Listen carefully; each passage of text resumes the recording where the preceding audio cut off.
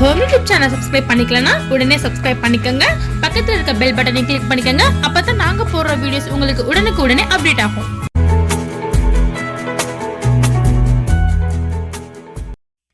தூசுகளால் ஏற்படும் நோய்கள். சுற்றுப்புற சூழல் மாசு அதிகரித்து வருகிறது. ஜன்னல்களிலும் கர்டன்களிலும் தூசுகள் படிந்து அலர்ஜி மற்றும் சுவாச உறுப்பு சம்பந்தமான நோய்கள் ஏற்படுகின்றன. மழைக்காலத்தில் தூசுகளால் ஏற்படும் பாதிப்புகள் மிக அதிகம். இந்த பாதிப்பினை தடுப்பதற்கு என்ன வழி? 2-3 நாட்களுக்கு ஒருமுறை துடைத்து சுத்தம் செய்யுங்கள். எட்டாத உயரப்பகுதியை அப்படியே விட்டுவிடாமல் சிரத்தை எடுத்து துடையுங்கள். தூசு எங்கு பிடித்திருந்தாலும் வீட்டில் இருப்பவர்களுக்கு ஆரோக்கிய குறைவு ஏற்படும். பழைய துணிகளை ரிப்பன் போல் நறுக்கி சேர்த்து கட்டி ஜன்னல்களை துடைக்க பயன்படுத்தலாம். இவைகளை அடித்து துடைத்தால் தூசு எளிதாக நீங்கும்.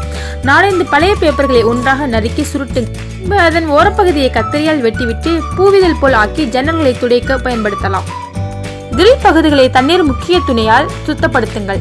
4 லிட்டர் சுடுநீரில் 2 மேஜைக்கரண்டி வினிகர் விட்டு காட்டன் துணியை முக்கி ஜன்னல்களை துடைத்தால் பளிச்சென ஆகும். மழைத்துளி விழுந்த கரைப்பட்ட இடத்தில் சிறிதளவு ஆல்கஹாலை தேய்த்தால் போதும், சுத்தமாகிவிடும்.